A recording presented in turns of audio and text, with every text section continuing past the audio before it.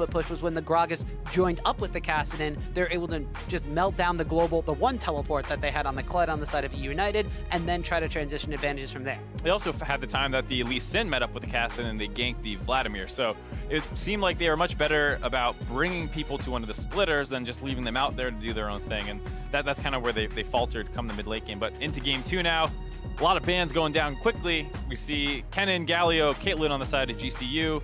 eUnited having to ban that Zac away on the red side, and Shen as well so far. Yeah, another big question will be, will there be as many top bans as there were in game number 1? There's already been a couple here, and the Elise is going to be the big change up here. They don't want to get that one over to Santorin, so instead they will immediately grab the Elise in for the side of Goldcorn United, which means we're going to see a different style of jungle coming out from Dandy. We will, and I think the big thing too is that they continue to target these kind of globals, but this time the Taliyah goes through. Both though, that champion makes a lot of sense for both these players. Fly loves roaming around the map, loves getting involved. Taliyah is great for that, as well as having a little bit stronger team fighting than a Kassadin or something. So that's a great champion for him. GBM as well loves having strong laning and being able to kind of hang on lane phase, get his own small advantages. He had a small CS lead against Fly, and then being able to transition that to team fighting. But GCU going with the Xayah Rakan bot lane. Ooh, this will be interesting. You want to talk about playmaking supports from the NALCS standpoint. Now you're going to have Mad Life bringing Rakan into the bottom lane and Rakara picking up the Xayah pickup. We've already seen some of the nasty things that this duo combination bot side can do, and now we're going to get to see it in the hands of Mad Life. Yeah, going to be excited to see some of the combos that we saw out of Afromu. eUnited talking about their bot lane a little bit, going for the Tahm Kench Ashe. An extremely annoying bot lane to all in, which is one of the things that the Rakan Xayah lane tends to want to do. So eUnited going for that more stable bot lane that we saw around last time when they went with the Karma Varus. So that's all good. And they also grabbed the Gragas away early on this time. Could be a flex pick, who knows? That's one of the things that makes it so strong to take early, is it's not really abusable on top if it does end up going there. And if you want to, flex it out to the jungle position, you can get a counter pick in the top side. Yep, so we'll see if it's going to be a Dandy Gragas or a Licorice Gragas. We already mentioned before, Licorice was known for his tank play in the last round of the Challenger split. His Kled worked pretty effectively. Yeah, it was good. He held on versus the Kassadin, got a solo kill almost. Some of his engages were a little off, but that tends to happen with the Kled, where you press R and you just hope you end up in the right spot and the enemy team can dodge it if they need to. Well, at the same time, though, we're going to see a lot of mid lane bans focused in this second round of bans. Taliyah, as you mentioned before, a very powerful pickup for Fly. Not going to get a chance to play that one. Nor is he going to get Syndra and the LeBlanc banned away from GBM. That was something that they actually played against Delta Fox to great effect, even in the counter matchup with the Kassadin on the side from Voyboy, and the Vladimir being banned away by Goldcorn United. So we're going to have to see something new for both Dandy and GBM this game. Both teams kind of being forced to completely change up their strategy here. The Fiora blind coming in for Licorice. A little surprising to see that. You could have held that Gragas flex pick potentially, but they're prioritizing getting the counter pick for GBM, and they want to see what Solo has to actually match up versus this. Fiora, it's one of the things that you usually see counterpicked and taken in the second phase of the draft, because it does lose some things, but with the Kennen out, are you going to play adjacent to it? Likely not. For Solo, he can, but it makes their comp weird based off what we see so far. They're going to go with the mid laner first, maybe still thinking about what exactly they want to take into the Fiora. Now, one of the things you can pick into that Fiora matchup is the Renekton, which is very good in the early stages of the lane phase. Renekton kind of a huge lane bully, but then you don't necessarily have, a dedicated tank in the later stages of the game. You don't have a lot of damage in the later stages of the game coming out from that top lane. You kind of need to get the ball rolling. GCU struggled with that one, so they're currently hovering over the Rumble. Full-on wombo combo here. You have the Rakan to start fights off. You put the ball on top of him, pull everyone together. You shoot your Xayah ult with your Rumble ult and just blow a team up right at the start. I love the idea of this. It's just if it's going to work, because you're never going to see Licorice want to meet up. Rumble does have some pressure in that matchup early on. You can get the advantage, but as the mid and late game starts playing out, you will not see much Fiora involved in these team fights. Well, we saw at the end here, the side of eUnited picking up a Twisted Fate for GBM, so they're going to be on the completely opposite plan. They have a Fiora who likes to split push, a Twisted Fate that could be everywhere else on the map. They're going to be completely away from that wombo combo power. Yeah, you expect to see TF early on. Maybe you see some ganks go mid lane. That's one of the things that TF is great for, that gold card being excellent gank setup. And then as you hit 6 and you want to start moving around the map, you go up to the top side, you get that Rumble without many escapes, who's kind of naturally pushing in this matchup, and hopefully you find some pickoffs there to start snowballing your Fiora as well. Well, and you have a Gragas who's going to be a really good gank assister coming out of the jungle, being able to body slam into somebody, just apply the CC himself. The barrel slows down as well, so a lot of potential coming out for eUnited's lineup, specifically in the picks and the kind of split push potential coming out for them. But as you mentioned, GCU kind of going, hey, we had a weaker 5v5 last game. Why don't we double down on it and pick up something very, very strong for a 5v5 yeah, game? Teams kind of swapping their comps a little bit here. Obviously, both Vladimir and Cassian last time could split off and go 1-3-1 a little bit. This time, the TF can still do it. The Orianna really not going to want a piece of that. So the Xayah can be a little bit exploitable in the side lane. She does have a little bit better escapes than other AD carries with her ultimate, making her untargetable for a little bit, as well as allowing her to move. You can kind of think of it like a Vladimir Sanguine Pool in that regard. But after that's out, really no mobility and can kind of get jumped on if she's caught out of position. And this whole time, she's going to be kind of in the side lane most likely, because you don't think they're going to want to put the Orianna there. No, and as you mentioned already, the Xayah pickup, Rakara last game was not really the focal point of the composition from Goldcoin United. He was the Ashe, he was kind of supplementary, he was the utility AD carry. This time around, the Xayah, a bit more of a later game kind of scaling hard carry. We usually see their spiking, you know, we see a lot of different styles of Xayah, but we usually see the Essence Reaver into a Zeal item, and then when you get that third item power spike in, that's when the Xayah's really turned online and really dealing a lot of late game damage. So in this team fight based composition, you might not have to deal the most damage come the later game. A lot of this is going to be on Rakara to deal a ton of damage in these fights. Maybe, but the side of GCU does have a lot of damage available. Rumble, probably one of the highest damage output top laners in the game. Orianna, you know, fulfills the role of a utility mage, but if she gets ahead, does a ton of damage. You see double Magic Pen Orianna relatively early on in the game. The damage gets disgusting. And like you said, Rakara going to need to scale up a little bit later in the game, but as long as the Fiora has not absolutely destroyed this Rumble, then the 5v5 will almost always be in GCU's favor. Obviously, Fiora, we talk about not being a great team fighter. TF, much the same way. If he opens up onto a backline, you can blow that person up very quickly if he has his Lich Bane and full items, but you have some shields coming in with the Orianna and the Lee Sin, as well as the fact that Rakara can actually just dodge the gold card if he ever really needs to. His ultimate able to disjoint that spell. Well, we'll see what sides of the map are going to get the advantages this time around. Is it going to be the aggressive bottom side here from GCU as Madlife immediately just makes an entrance down onto Deathly, knocks him up, and just very quickly walks away, already getting some damage down onto United's bottom side. This is the thing that some people are speculating about the Rakara Xayah lane is just how good is it? Many people say Rakan is a weak laner, but if he's able to get those kind of all-ins off, those heavy trades, he actually does okay. It's this poke that he can be a little susceptible in, and it's one of those things that people aren't super used to playing against this duo of Rakan and Xayah yet, so you might see some bot lanes won that hypothetically shouldn't be won by them as they go in once again onto Zeyzal and Deathly. Yeah, another knockup goes down, a couple more blades being thrown out there by Rakara Xayah, and we see already the in-lane advantages picked up by the duos.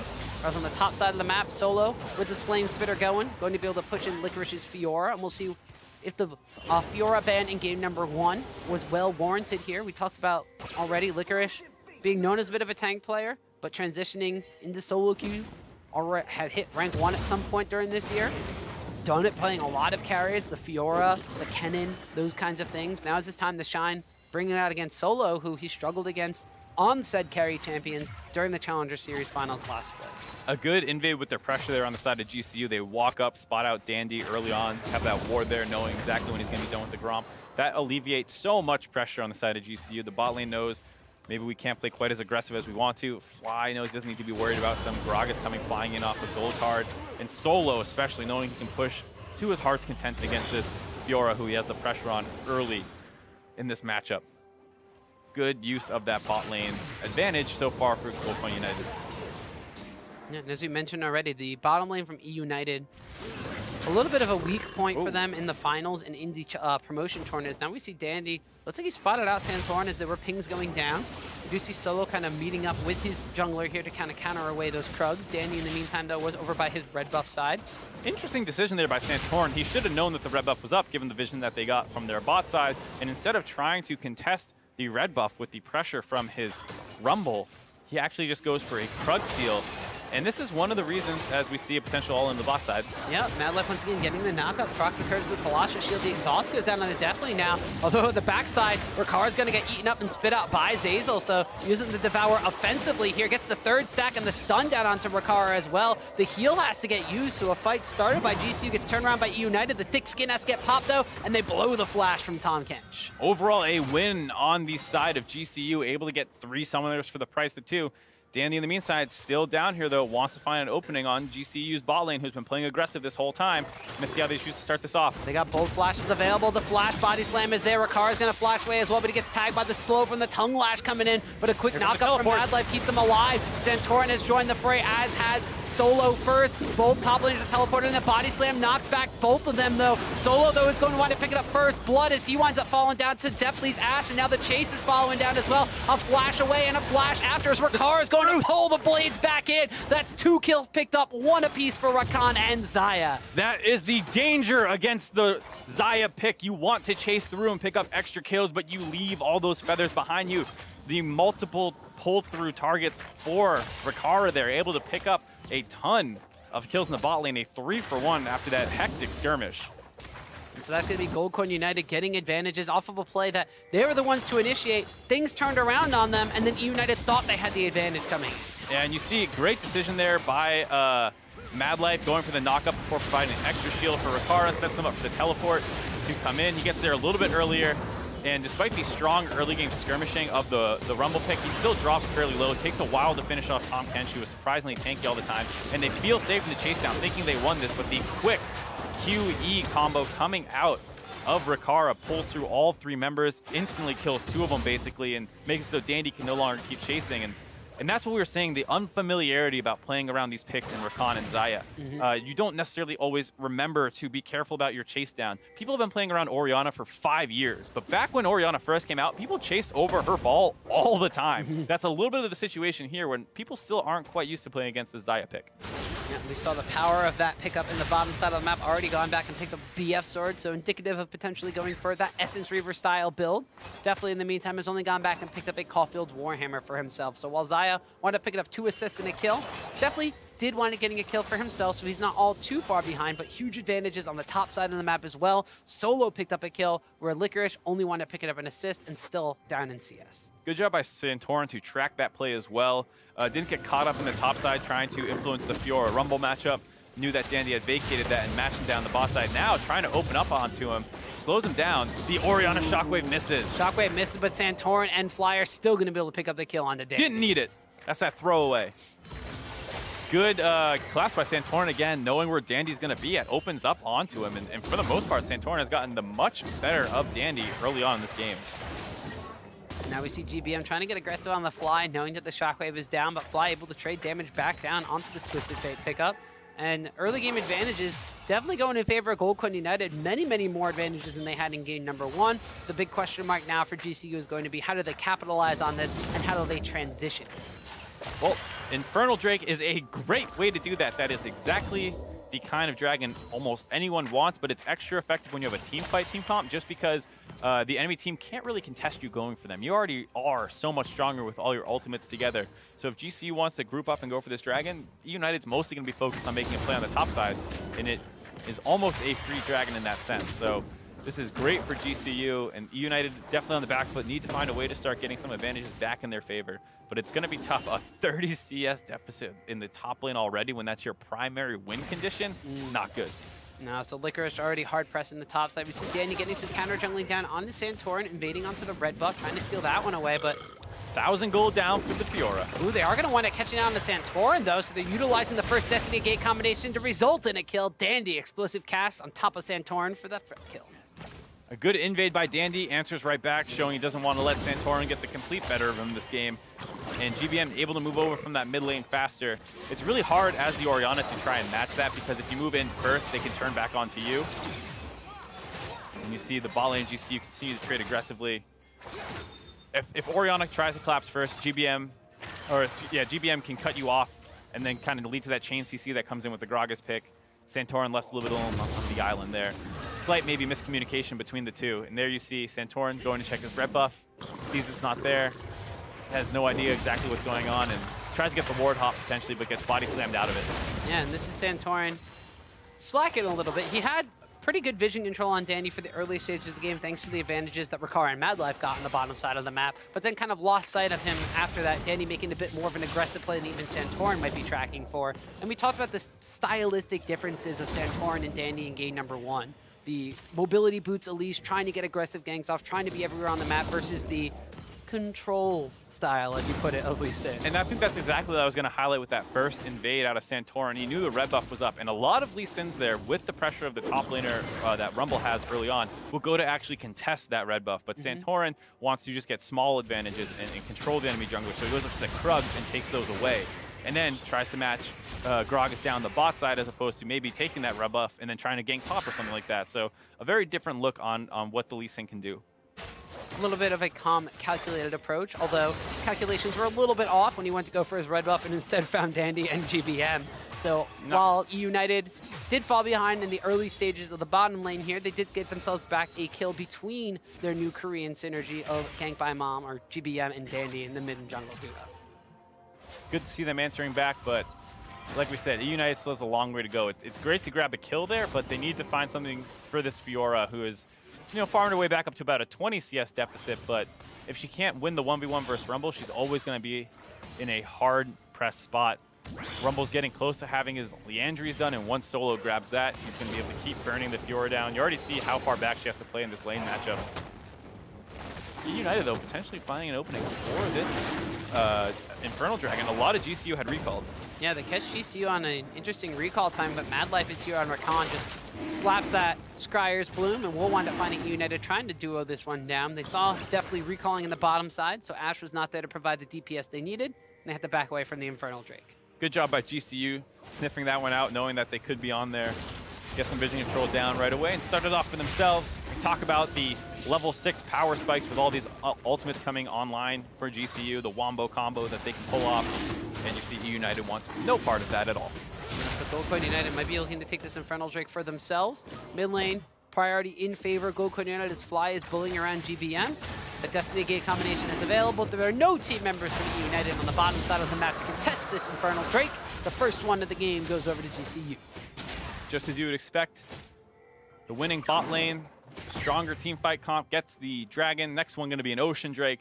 Not quite the infernal snowball that they were hoping for, but they are going to keep trying to use this pressure from the bot side to potentially get a dive off onto GBM here. This could be dangerous. The Rakan can go over the wall and Lee Sin can flash after him. It looks like there's going to be a flash quickness, and Santorin picks up the kill off of the Shockwave as well. And that is that engage we were talking about from the Rakan. You get your quickness going, you flash W in range, almost impossible to react to. Once the charm goes off, they're stuck there for the knockup. And then Orianna is able to throw that ball on top of the Rakan, who's also in the air for that kind of a CC, and you get to get a nice combo off as he continues to go aggressive, this time going onto Deftly, who's going to get the 2-for-1 flash as Zeyzal eats him and flashes over the wall with him. Yeah, so that's going to be Summoner Spell burn there from Zeyzal over the wall. And Madlife, I mean, we talked about the playmaking supports coming back into the meta. The Thresh was banned away from him. He gets his hands on the Rakan with the Xayah in this game, and he's already looking pretty stylish doing so. And we said, you know, there's a lot of players who benefit from the change in the support meta, Afro being one of the ones who was always known more for his playmaking, and then becomes Deft to getting jumped on again. It goes into this Lulu, Karma, Zyra, Poke support fest that it's really hard to shine in, and Madlife is another player who is well known for his playmaking, who might have been limited in previous years with the way the meta was shaking out for supports. Well, Madlife was one of those support players that in the Challenger Series was able to 1v1 Deftly, actually. I believe it was in the Challenger Finals where he had the Thunderlord's Lulu pickup, wound up picking Greenfather's Gift and hiding in a brush and soloing down Deftly with some unexpected damage and an Ignite. Getting the best of him in this lane matchup, this time with his partner being Rakara on the Xayah pickup. Both of them 1, 0, and 2. Madlife has already gone for those boots of mobility for himself as well, so the continuous playmaking, the continuous roaming around with Santorin, and the vision control from GCU still on their side. Leandry's Torment, as you mentioned earlier, on the top side has been picked up for Rumble, so even more priority on that side of the map. Golden United have all the tools they need to take this advantage and snowball it into a victory, but the big question is going to be, are they going to be able to do so? Because they had maybe not this much of an advantage last game, but they still kind of sat back around the 15-minute mark and let eUnited kind of farm back into it. Santorin and Madlife continuing to play together on these invades. They have this blue buff timer. They want this one to take away. Dandy's in the area, does not want to give it up. Santorin's trying to move in here. Well, they do have the Destiny Gate combination from GBM as well, but there's 4 members strong here from GCU. Madlife kind of going on zoning duties, able to just dance himself in, dance himself back out. The power of Rakan. Nice blue buff steal there as all 4 members group up to make it happen. But you got to say, GCU needs to keep trying to find these openings. There is the chance that if you stall out forever, the Fiora does come online. You see her still kind of losing trades around this top side. I'm surprised to not see Santorin make his way up there for a potential dive. It would not be that difficult of a play to make. You do have to worry about the potential counter gank, obviously, from Dandy, as well as the follow by GBM. But with the Rift Herald being the major objective up, it would be a nice benefit to be able to grab that one as well. You see Licorice popping the Honey Fruit, getting himself a little bit of extra health there. Santorin was not that far away, but deciding to recall for himself. Picked up a pair of Merc Treads, he's completed his Warrior enchantment. Or on the flip side, the jungle opponent Dandy has gone back and picked up the Runic Echoes enchantment on his own Tracker's Knife. Both these mid laners have gotten a bit of a power spike in itemization as well. GBM still going for a little bit of the scaling power of Twisted Fate by picking out that Rod of Ages, but Amarilla Namakan already picked up for the side of GCU's Fly, so he has a bit of power and cooldown reduction for himself on the Orianna pickup. And the bottom lane of GCU continues to be a little bit more aggressive, continuously pushing up, although the CS counts here relatively even is definitely keeping pace with Ricard despite those advantages early game. That's what we said about GCU a little bit, sometimes known to take it too slow. They've done a good job with their invades around the bot side, but still no first turret taken despite all these leads. Gold lead hovering at about 2,000. They did get that Infernal, like we said, so that's huge, but where can they go next? Obviously, Santorin has a lot of setup in the bot lane, and then the top side solo often has pressure, but not going as aggressive as some Lee Sins might have in this situation. Well, in the last game, they had the Ashe Arrow. They tried to look for a couple of picks around the mid lane. This time around, it's really going to be on Madlife. So with him and Santorin going into the enemy jungle to get the invades down, if you land that CC, which he did wind up missing right there, they're able to collapse it. They did make the play roaming into the mid lane. So now the onus is kind of on Madlife to be the one to make these engages happen. The Golden United are going to be utilizing him and Santorin to get a vision down pat. You would think that they'd be able to get another pick off on somebody, but Golden United, or sorry, eUnited, too many Uniteds in this game. Continuing GBM, GCU, eUnited, Golden United, too many similarities here. Why'd you say Fly? Well, he's also a 3-letter name like GBM. Well, I just meant GBM and GCU both are just acronyms. Maybe I just can't speak English. I would hope that's not your problem, given that you're a caster, Tom. That's why I'm more familiar with the numbers, Mark. But Golden United, familiar with the gold advantage, about 2,000 gold now as we're approaching the 17-minute mark. Ocean Drake is going to be the next objective that spawns on the map. Rift Herald is still yet available, and as you mentioned, it's a little surprising to see GCU continue to put all this focus out on the bottom side of the map, look for these invades, look to try to take away the blue buffs, but not pressure around that Rift Herald, just waiting 5 minutes till the next dragon spawn. We'll see Dandy trying to find opening onto Fly. Misses the flash body slam in a bad spot now. Yeah, but the gold card did land. It forced the cleanse out here. They used the Abyssal Voyage from Tom Kent as well. Definitely held onto that Ashe Arrow though, so they still have one form of engage. So they burned a Summoner's Spell from the side of Fly. GCU collapsed there to help their mid lane. They collapse. They're able to defend against what is eUnited's first aggressive move in a long time, only losing the cleanse. They get a good chunk back as well onto eUnited, basically meaning that this should be a free dragon. GCU potentially wanting to focus down this bot lane turret instead, which Ricard has just been pushing away on while Madlife is out of lane almost 24/7, leaving Ricard to do his own thing. It's almost more like he's laning with Santorin. Yeah, pretty much. We see another flash engage here from the quickness coming out from Madlife. They're trying to catch on the GBM, the command shockwave, and the Dragon's Rage kicker there, and GBM goes down. GBN not having his flash available becomes an easy target for Rakan. It's hard enough to get away from him normally, but when you don't have that extra movement summoner, it can be pretty difficult. And you see maybe the Ignite not being the right one for GBM. It's a little bit of hindsight bias because they did fall behind early on, but you see a lot of Ghost Flash teleport, or Ghost Flash TFs for a reason. Well, we see now Goldcoin United, they took down that mid lane tower, they picked up a kill on GBM, so now that Ocean Dragon is going to be their reward for all the vision and all of the patience that they've shown so far. So they are able to transition that early advantage into yet another pick off here just because nobody saw them coming. Yep, no one saw him coming, and by the time he did, it was too late. Did not have the flash to get away there. Mad Life brute forces that gank through a ward. Good follow-up by Fly as well. We talk about the Orianna Rakan combo coming in yet again there. Becomes all too easy against this mobile backline on the side of eUnited. Both GBM and definitely not having really any mobility to speak of on their champions. The top side of the map, though, has been relatively quiet ever since we saw those first couple of teleports down around like the level 3 or 4 fight. Danny was making his way onto the opposing side of the map in the top side, but content to just leave Licorice to go 1v1 against Solo. You mentioned about still a 20 CS deficit on the side of that Fiora. Has picked up a Hexdrinker, so she has a little more survivability in this top lane matchup. But Rumble with the finish Leandri's Torment, the magic penetration coming through, continuing to wail away on that matchup. And eventually, slowly but surely, Goldcoin United on the opposite side of the map have finally whittled down that bottom lane tower and picked it up for themselves. Up to about a 4,000 gold lead now. This was the story of Goldcoin United their entire time in the Challenger Series.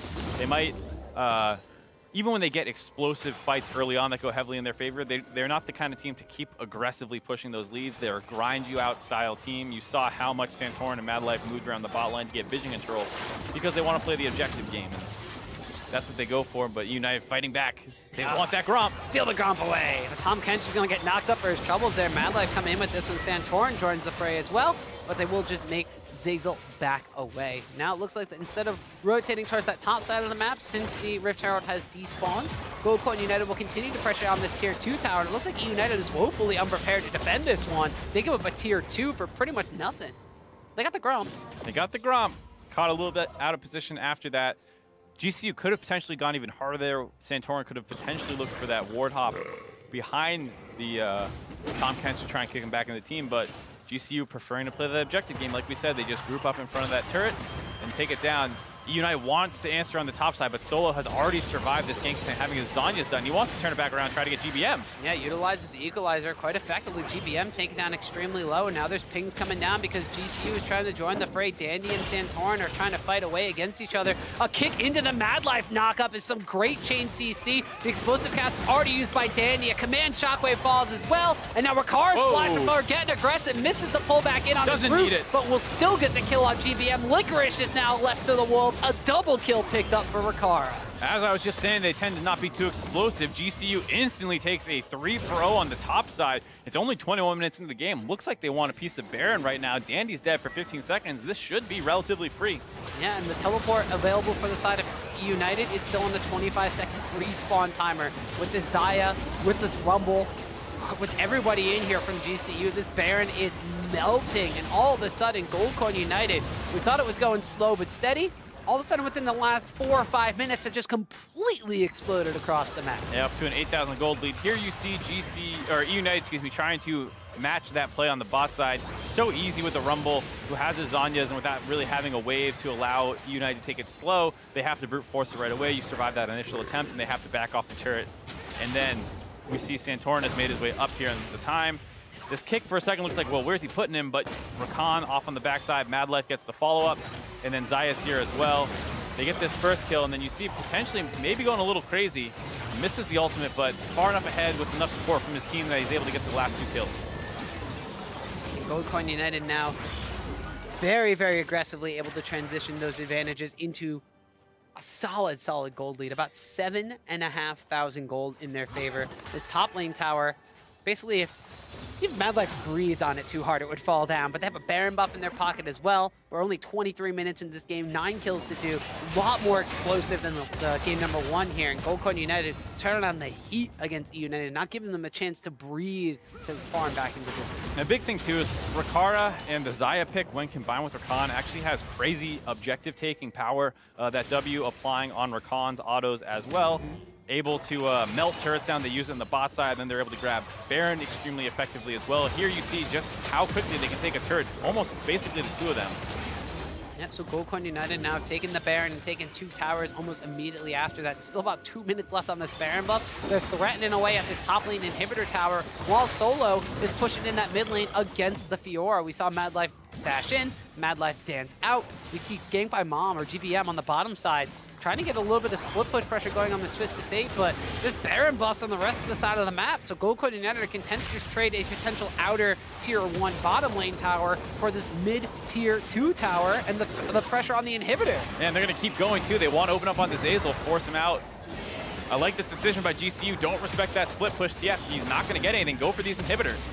Yeah, so they want to take down an inhibitor tower in the top lane. The inhibitor is going to fall shortly after. GBM shows no signs of stopping his one-man kind of show on the bottom side of the map, waiting for some minions to group up, but his team's lost an inhibitor on the top side. Goldcoin United jumped out to a 10,000 gold lead. Yeah, use that global, or the enhanced Baron recall, send some people back there and hold on to that inner turret.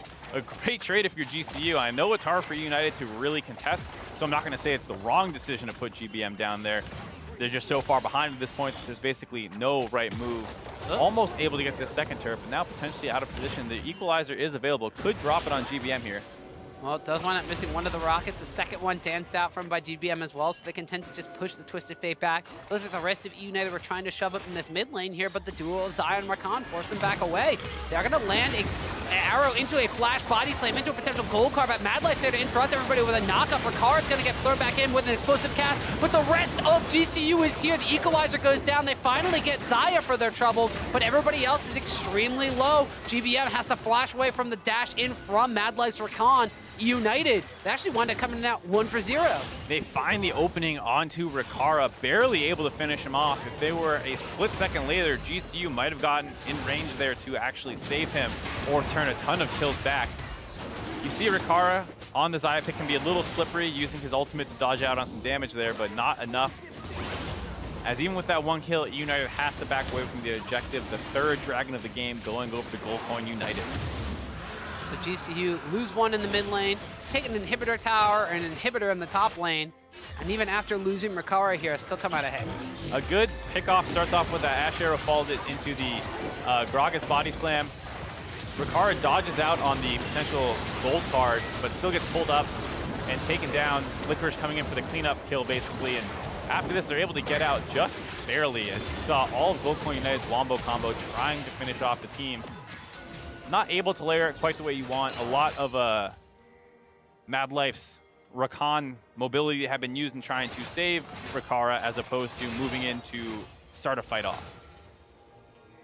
So GCU lost their AD carry in that situation, but now with him on the respawn, Infinity Edge picked up, so that's the 3-item power spike Xayah. Very potent threat, as we see damage going down onto Zazel's Tahm Kench already. United still have to worry about super minions pushing away on that top side of the map, because that inhibitor fell not but 5 minutes ago, so it will still be on the respawn for about another minute or so. They have weathered the storm of the Baron buff push from the side of GCU, but with 3 Elemental Drakes on their side, 2 of them being in Ocean, Goldcoin United now can kind of sit back and play the style they've been doing. Ward up, wait for pickoff, siege down and chip away at damage on the tower. They take a bit of damage, they can fall back and have double Ocean Drake regen. Wouldn't mind seeing them pull the trigger either, though. You still have Mad Life. Doesn't have his flash available, but can potentially zone people off the turret with his W. You have the follow-up of Orianna as well for great zone control. They can still play these sieges relatively aggressively, even without the Baron buff available to them. Well, I guess they listened to you, Mark. They chunked down half of that tower in that mid lane. Meanwhile, solo on the bottom side of the map, Void Staff, Leandri's Torment, the double magic penetration items, and Azania's Hourglass completed for this Rumble. Advantages over the Fiora for pretty much the entire game.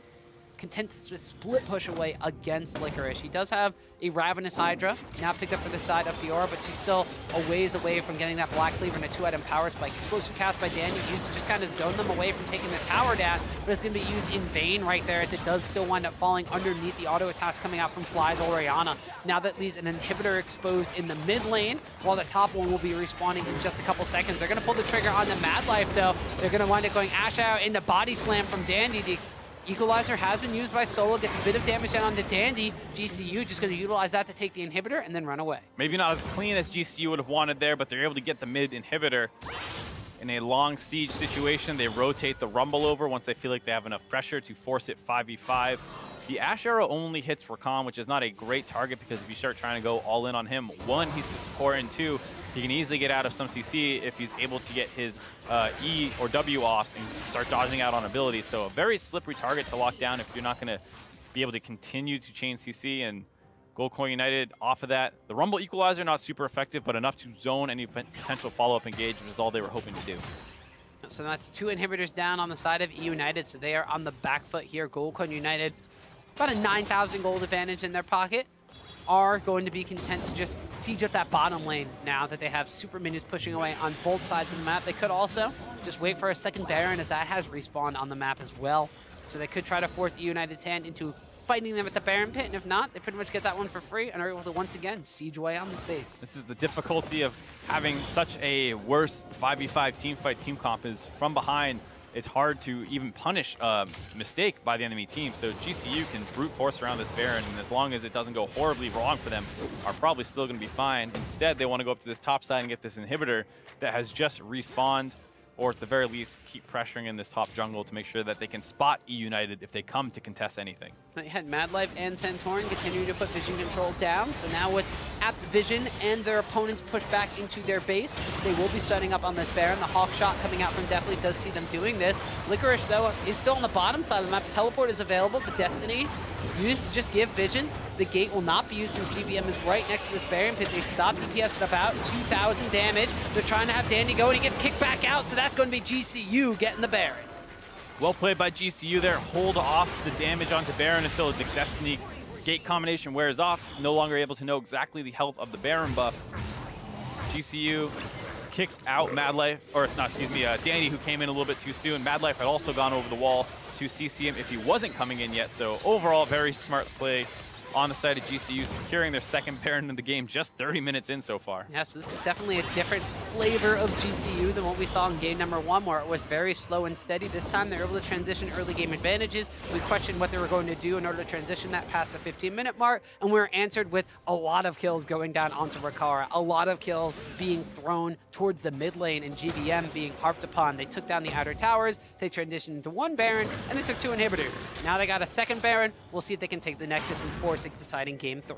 It's a big thing, too, to be able to win this game because they had lost in pretty surprising fashion to Tempo Storm just yesterday, 0-2. And after losing game 1 to United, that it could potentially be a blow to your confidence if you drop your whole first week completely without winning a game after coming in as kind of a favorite into this series after almost making just the LCS in the promotion tournament. So good to see GCU firing back off the usage of an extremely strong team fighting draft. Well, the story we had last Challenger split was Goldcoin United was slow to start, and then they were the game 1 GCU, where they would lose game 1. Hey, could be back. Win the second game. This is game number 2 here, and they're looking extremely strong. It's about 20 minutes faster there so far than their game number 1. They have the second Baron buff sieging away on this bottom lane tower. Dandy's on the backside looking for a flank, but the Equalizer's going to get used. They wind up kicking back into Licorice, but Santorin's going to pick up the first kill on this Hazel. The Fiora's going to fall after this one, and Goldcoin United are just textbook ripping apart eUnited. An engage there by Madlife. A lot of follow-up. As you see, GBM kind of getting caught out of position here. Yeah, the knock up on GBM, he flashes away, but he's just going to wind up maybe surviving this one. Barely stays alive as Santorin drops low. Maybe Goldcoin United getting a little bit too excited about trying to end this one to pick up a couple of kills. The Destiny and Gate are popped, but GBM's going to be going out of his own base because he doesn't want to stay to watch the Nexus fall. Red card will land some good damage, though. Winds up going on to Solo and to Rakara. The command shotgun is used to pick up a kill on Definitely, though, and even though they picked up Santorin, that's just the last hurrah. We're going to a game number 3. Not if Madlife has anything to say. Okay, probably doesn't have much to say about it. It's going to be a game 2 victory for the side of Goldcoin United. A very hard-fought game in some sense because it was going to be risky on the top side if things did not go well early on. Unfortunately, that early bot lane skirmish where both top laners TP down puts Licorice extremely far behind, and with him as the only win condition available to the side of eUnited, it becomes relatively trivial for Goldcoin United to win that game. Right, it was the proactive play off of those early game advantages that made Goldcoin United such dominant. It was so dominant in this one. And I say proactive play with the fact that they got an early lane fight, but that was about 4 minutes into the game. It took them a little while to kind of transition it, but once they were comfortable with their vision control advantage, once they're able to start ganking down into the mid lane, they transitioned this early 3-for-1 into pretty much a game win. Barely able to get out here. Rakara stays alive, which is going to come up huge later on in this fight. Santorin, good job tracking. Dandy early on gets involved as well.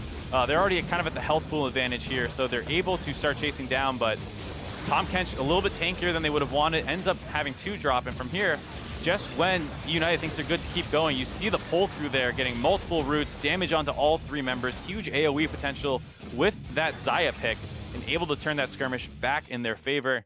And like we were saying after that, no teleport available. A couple of kills go back on the side of GCU, and their 1 win condition in the top lane, just 10 minutes in the game, was down about 30 CS and a kill. Yeah, and that was just Gold Coin United this time around, you know, getting early game advantages and being able to utilize them effectively. I mean, like we said, they fell back, they farmed up a little bit. When they felt comfortable, though, they started to pull the trigger around these mid lane games. You saw Mad Life being extremely proactive. Now that he's on the playmaking support of Rakan, it's a little bit different. Now he's going into the enemy jungle and warding up with Santorin. He's also able to capitalize on ganking other lanes. I mean, it's a little almost textbook on the side of GCU, where, okay, our bot lane's winning, our mid's strong, let's get our jungler and support together in the bot river. We're going to keep complete control of this and keep looking for small pickoff opportunities. eUnited, for the most part, did a good job dodging out on those, but eventually something's going to turn in their favor, and they do start finding some kills around that bot side. And once the turrets start dropping, the gold lead balloons from a 2K gold advantage to about an 8,000 gold advantage out of nowhere. And that was pre-20 minutes. And then as soon as the 20-minute mark hit, they started transitioning that advantage into the top side of the map, which is the one side they weren't focusing on. And they find eUnited in a fight, and they are able to capitalize on this time by picking up the Baron. Yeah, I mean, that's the scary thing about fights in the top lane, is if they ever start going wrong, they go wrong real quick. This is right after they have forced down the bot lane. eUnited wants to answer back on the top side. They don't have the minion wave to play this slow, so they need to go really fast. He already has his Zhonya's completed, so obviously Solo is going to be pretty safe to this dive, and now he's traded back enough damage. eUnited needs to back off. Dandy caught out of position late to this play, and the rest of GCU is going to move into collapse. A nice alley-oop there over to Mad Life on the Rakan pick, able to get onto Dandy, finish him off, and then Rakara, knowing how strong they are, doesn't matter if he is not able to land anything, just get involved and keep the fight going, able to get the last 2 kills with the whole team. And this game was pretty much all GCU from pretty much the get-go. eUnited, they struggled. I mean, the GBM Twisted Fate pick not necessarily doing what they wanted it to do. He was also very much targeted in that mid lane matchup. They kept him down extremely early on, so he wasn't able to be a late game monster. That's the problem, is that I think for the most part you could say GCU really outdrafted eUnited that game. Obviously, they have a lot of playmaking in the early game. The Lee Sin has the different lanes he could go to, and if the 1 win condition of the Fiora ever falls behind, you have no chance of making anything happen. That happens early on, and that's unfortunate. There's a lot of drafts that can lose if something goes wrong early like that, but they also could have won throughout the game as well. They have a lot of engaged tools against 2 immobile backline carries on the side of eUnited. Yeah, well, so far we've seen the better 5v5 style team kind of come out ahead both times around, but we got ourselves our first